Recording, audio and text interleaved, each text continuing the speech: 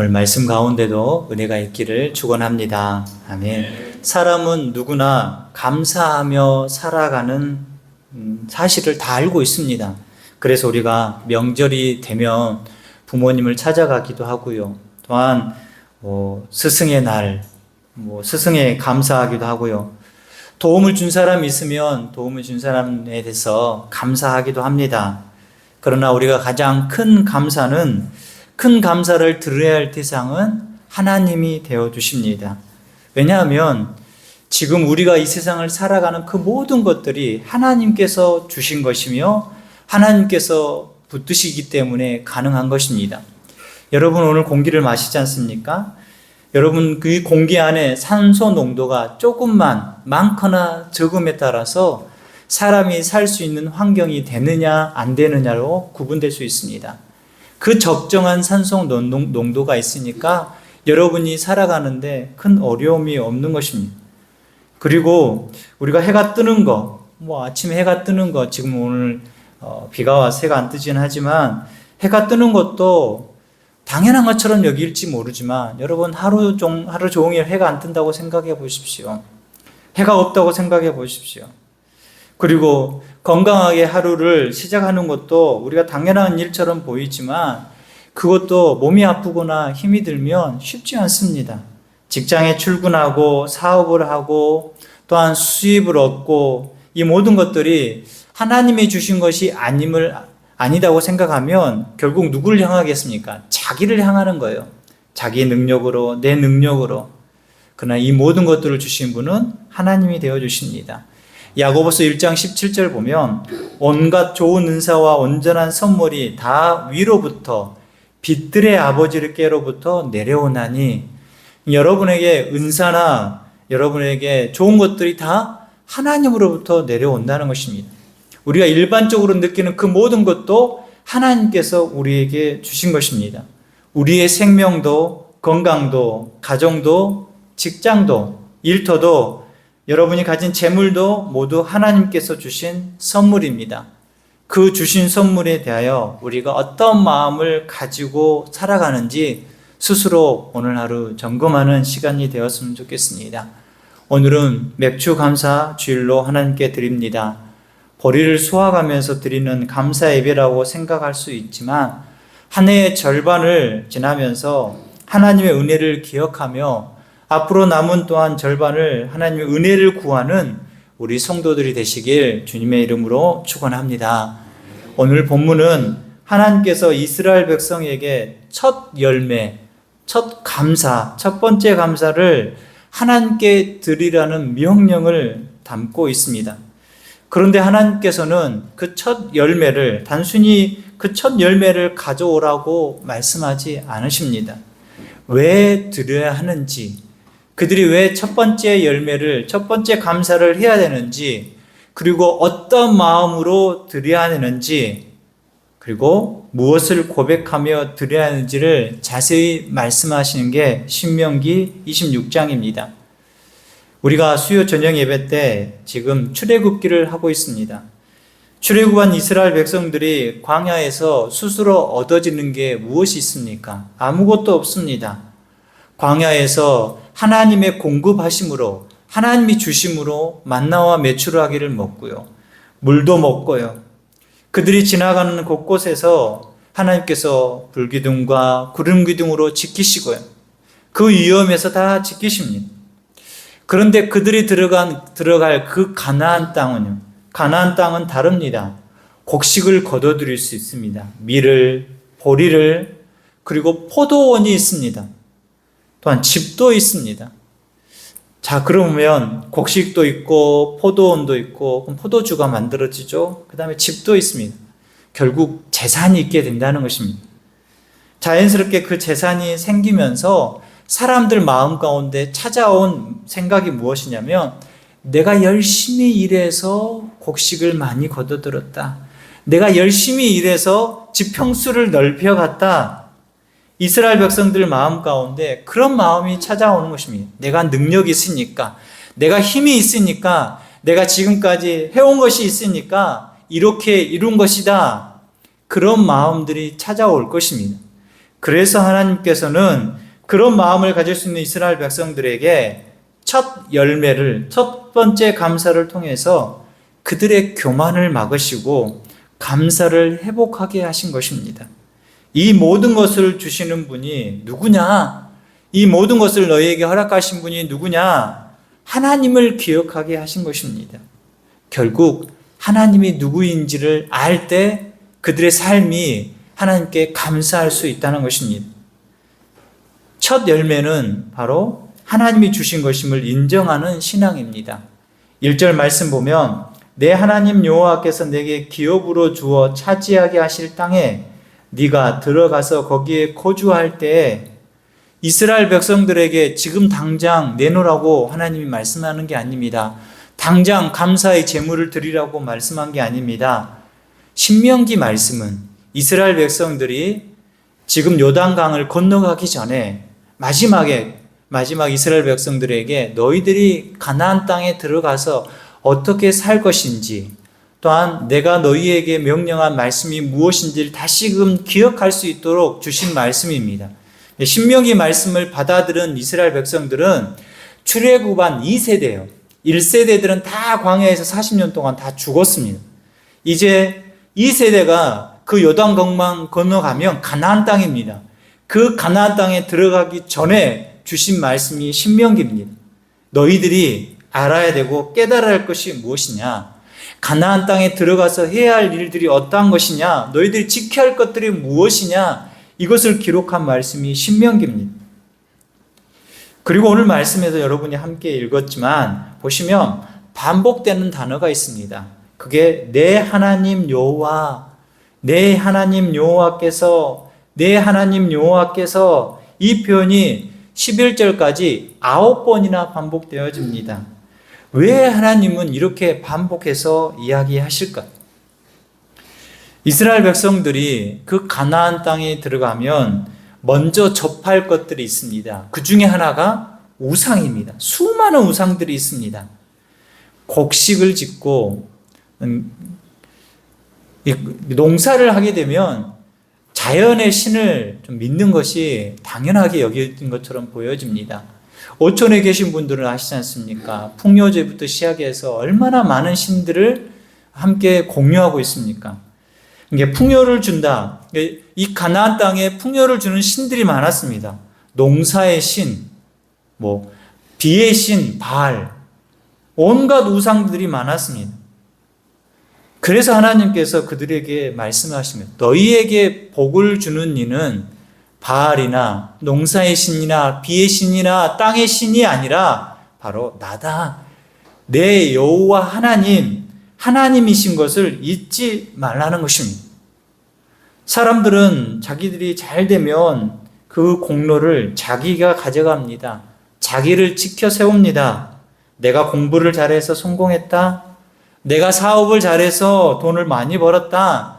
내가 열심히 일해서 내가 여기까지 왔다. 그런데 하나님은 어떻게 말씀하시냐? 신명기 8장 18절에 보면 내 하나님 여호와를 기억하라. 그가 내게 재물 얻을 능력을 주셨음이라. 할렐루야. 여러분이 재물 얻을 능력까지도 하나님이 주신다는 것입니다. 재물만 주시는 게 아니라 재물 얻을 능력도 하나님이 주신 것입니다. 여러분 한번 생각해 보십시오.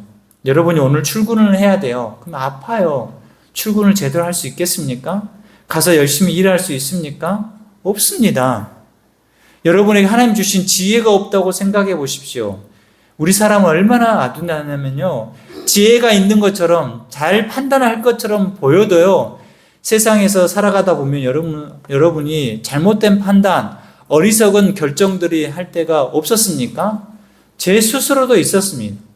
제 스스로도 하나님께서 열어주시지 않으면 그것을 인간의 판단으로 그렇게 결정하고 나아갑니다. 결국 끝에 가서 어떻게 합니까?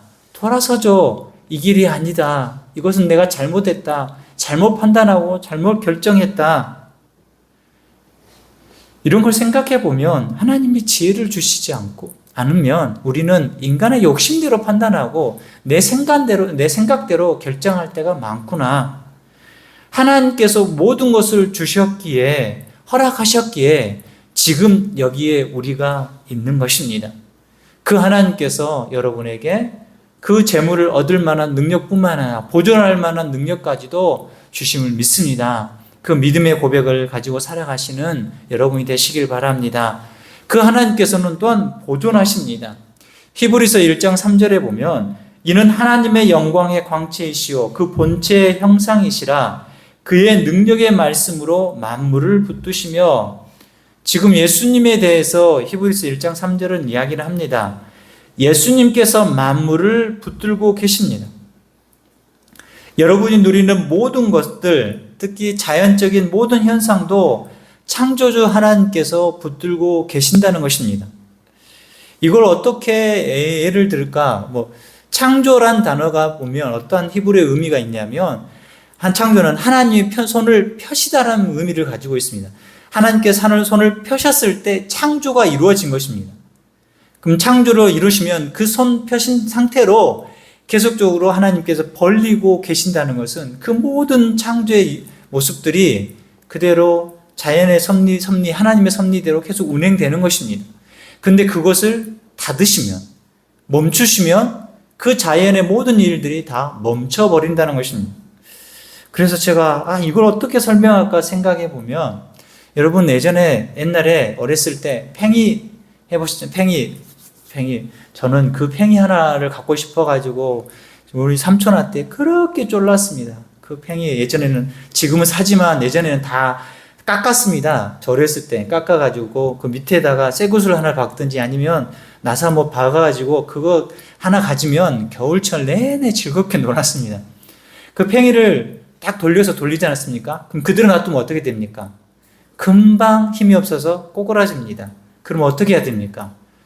팽이채로 계속 쳐야 됩니다. 그러면 팽이가 계속 도는 것입니다. 이게 하나님께서 이 자연을 만드셔 놓고 관심이 없고 아무것도 안 하시면 그 팽이가 그냥 죽듯이 우리 자연이 그대로 멈춰버립니다. 우리 자연이 계속적으로 움직여지고 모든 자연들이 그 정상적으로 범위 안에 있는 모든 것들이 하나님의 손에 있다는 것입니다.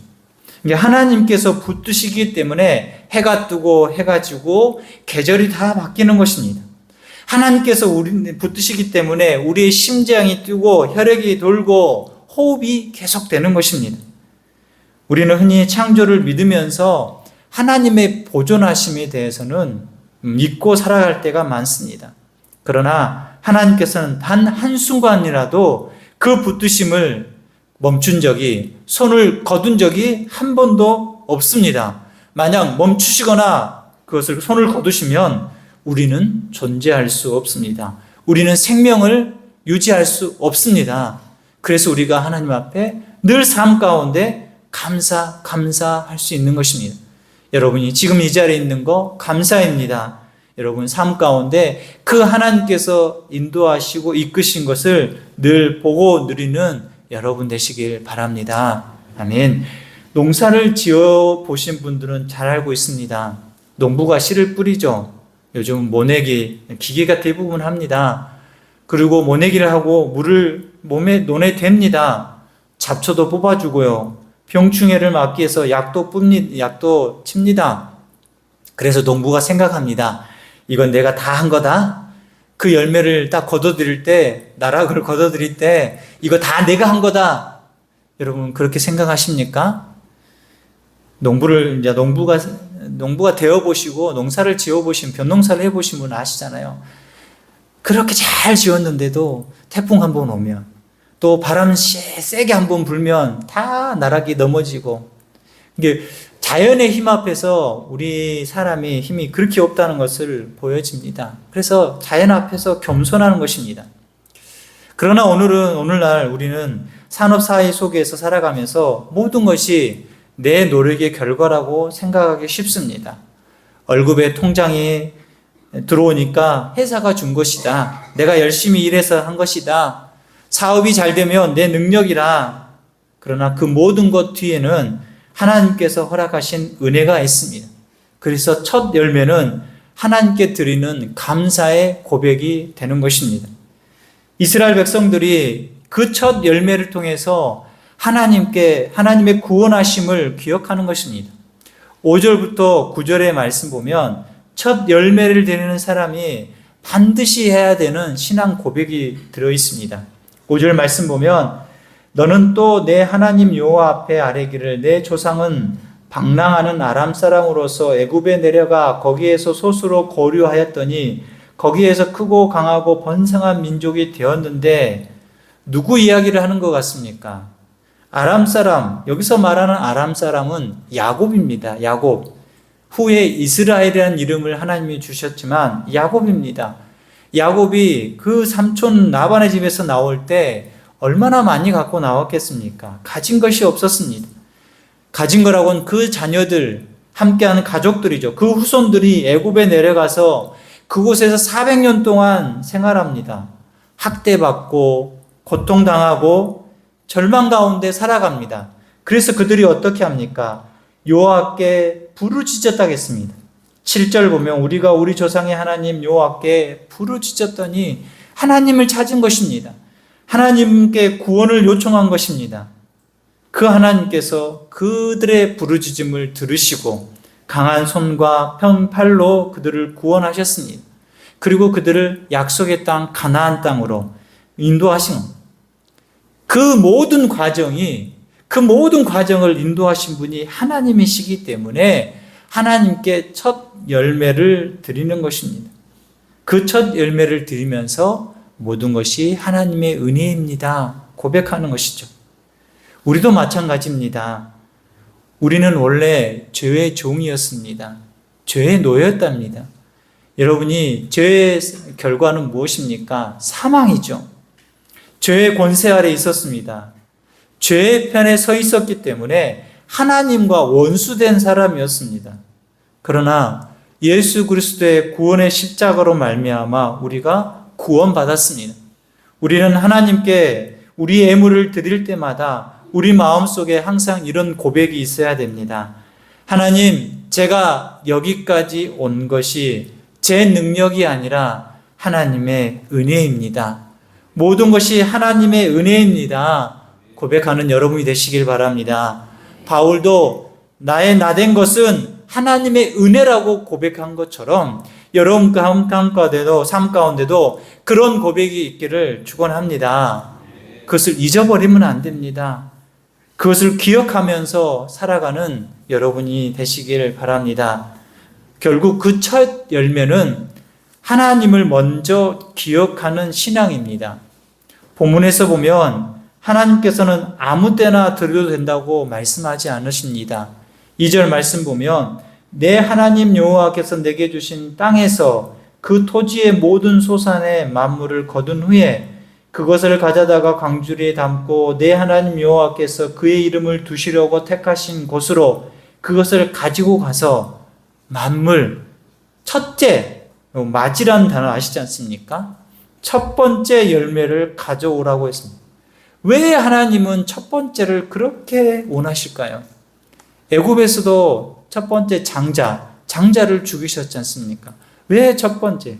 첫 번째는 바로 우선순위가 담겨져 있습니다. 하나님이 주셨다는 것, 하나님께서 허락하셨다는 것, 하나님께서는 우리가 남는 거 다 놔쓰고 다 필요를 채운 후에 남는 것을 하나님께서 원하시는 게 아닙니다. 우리 삶에서 가장 먼저 하나님을 모시기를 원하십니다. 잠언 3장 9절 보면 내 재물과 내 소산물의 처음 익은 열매로 여호와를 공경하라. 하나님께 공경하는데 너의 재물과 소산물 중에 처음 익은 열매라고 표현하고 있습니다. 처음 익은 열매로 여호와를 공경하라. 어떻게 공경하란 말이겠습니까? 말로만요? 그게 아닙니다. 너의 삶의 가장 중요한 자리, 첫 열매가 얼마나 중요합니까? 첫 열매를 드리는 것은 하나님께 그렇게 고백하는 것입니다. 하나님, 제 인생의 첫 번째는 하나님이십니다. 하나님, 저는 제 재물보다 하나님이 더 귀합니다. 하나님, 저는 저의 계획과 선택보다 하나님의 뜻이 먼저입니다.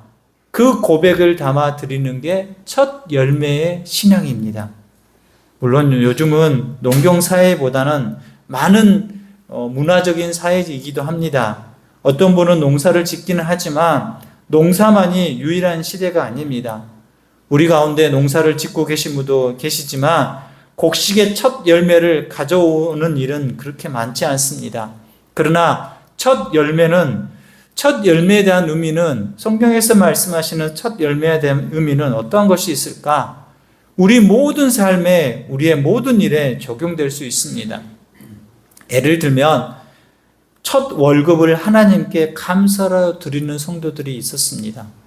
저도 그런 경우가 있었는데, 제가 대학원을 다닐 때 첫 월급을 받았습니다. 대학원생으로서 진짜 큰 돈이었죠. 그것을 하나님께 처음에 소원을 했습니다. 근데 사람이 참 악한 게 드리기가 너무 아까운 겁니다. 그 첫 월급이면 내가 한 달을 살아가는데 먹는 거, 입는 거, 지내는 것을 다 해결받을 수 있었습니다. 그래서 드리기를 좀 했죠. 11조는 드렸죠. 11조는 온전히 드려야 하는 것을 알기 때문에. 그 나머지는 계속 제가 손에 쥐고 있는 것입니다. 결국 하나님은 드리게 하시더라고요. 첫 월급을 하나님께 드린다는 것은 내 인생의 첫 열매를 하나님께 온전히 드리고 나머지 모든 삶도 하나님 지키시고 인도해 달라는 고백을 담고 있는 것입니다. 여러분이 또한 새로운 사업을 시작하면서 하나님께 먼저 감사 예물을 드리시길 바랍니다. 새 집에 이사하셨다면 감사 예배를 드리시고 감사 예물을 드리십시오. 새 자동차를 사셨다면 하나님께 기도하면서 예물을 드릴 수 있습니다.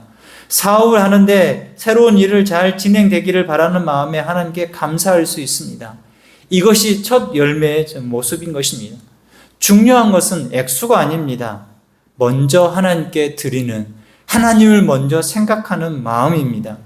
그 마음을 드리는 것이기에 감사가 있는 예배가 바로 참된 예배가 되는 것입니다. 10절 말씀 보십시오. 여호와여, 이제 내가 주께서 내게 주신 토지 소산의 만물을 가져왔나이다 하고 너는 그것을 내 하나님 여호와 앞에 두고 내 하나님 여호와 앞에 경배할 것이며, 여기서 보면 내가 벌었다고 말하지 않습니다. 하나님이 내가 주께서 내게 주신 토지의 소산의 첫 열매를, 처음 것을 가져왔습니다. 하나님이 주셨다고 이야기하는 겁니다. 주께서 주셨다고 고백하는 것입니다. 이 고백이 있어야 됩니다. 하나님께 드리는 예배는 감사에서 시작되어집니다. 감사가 없는 예배는 형식이 되어지고요. 감사가 없는 헌금은요, 의무가 되어져 버립니다. 감사가 없는 신앙은 기쁨을 잃어버리게 됩니다. 그러나 감사가 있는 그 모든 삶에는 하나님의 은혜로 다 보여지는 것입니다. 작은 일에도 감사하시길 바랍니다. 작은 일에서 하나님의 인도하심을 경험하고 고백하는 우리 성도들이 되시기를 바랍니다. 아까 제가 좀 전에 말한 것처럼 연보 드리는 거, 헌금 드린 거 아까워했던 적이 저는 있었습니다.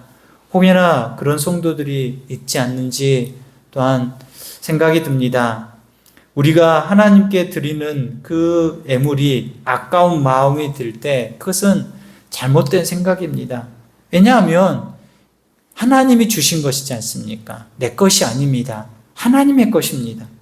우리는 하나님의 것을 맡아 관리하는 청지기일 뿐입니다. 역대상 29장에 보면 다윗이 성전 건축을 위해서 하나님께 예물을 드립니다. 엄청난 예물을 드리죠. 셀 수 없을 정도로 많이 드립니다.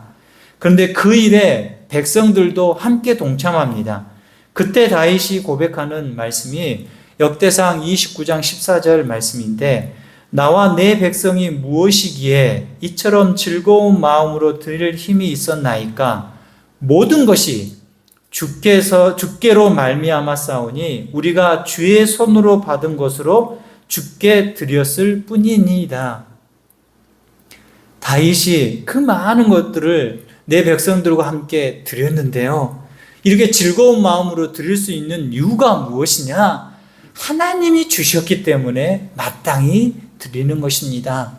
다윗이 이렇게 고백합니다. 우리가 드리는 모든 것도 원래는 하나님의 것입니다. 우리에게 있는 모든 것이 하나님의 것임을 인정하며 하나님께 드리는 것이 아까운 것이 아니지요. 하나님께 드리는 자에게 임하는 것은 바로 그 복된 삶이 될 줄 믿습니다. 그리고 그 복된 자의 삶의 가운데 또한 복은 재물로부터 자유로운 것입니다. 사람은 재물을 사랑하면 재물의 종이 됩니다. 돈이 많아지면 더 불안합니다. 잃을까 걱정합니다. 더 모아야 안심하게 됩니다.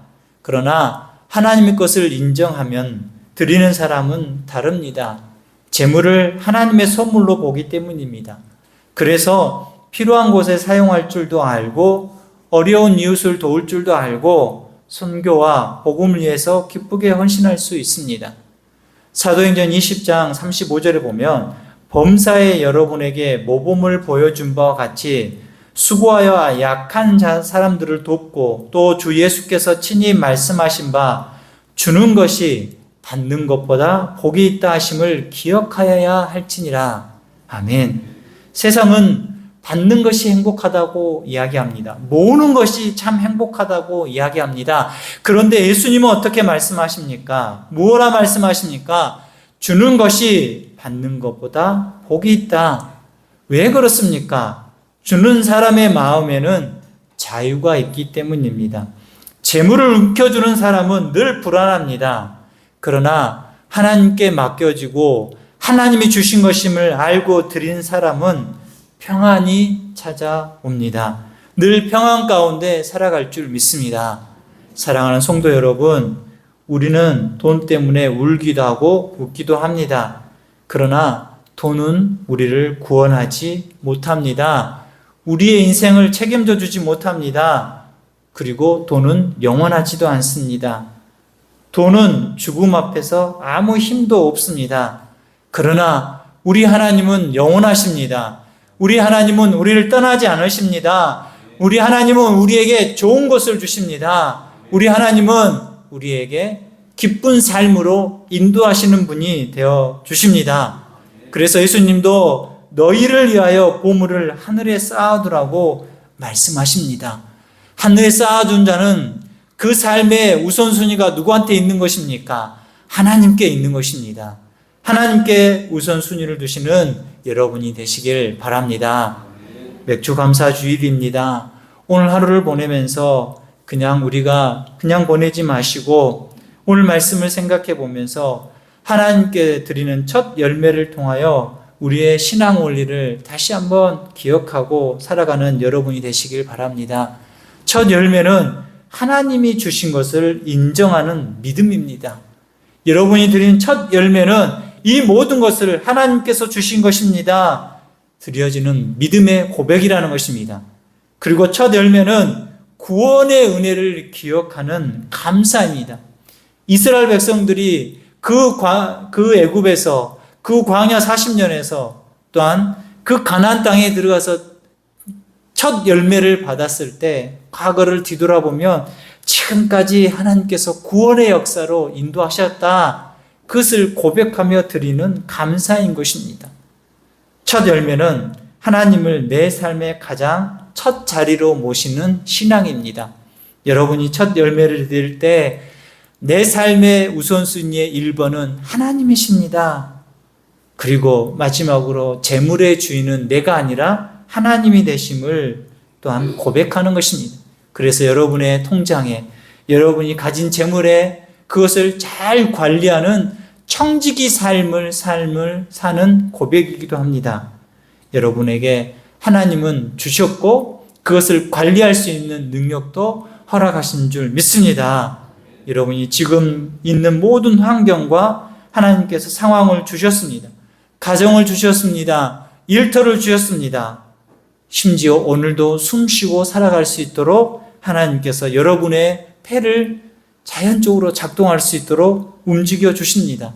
그거 하나만 생각해도 은혜이고 감사이지 않겠습니까? 여러분 삶 가운데 그런 감사가 넘치는 삶이 되시고 고백이 넘치는 여러분 되시길 주님의 이름으로 축원합니다. 아멘.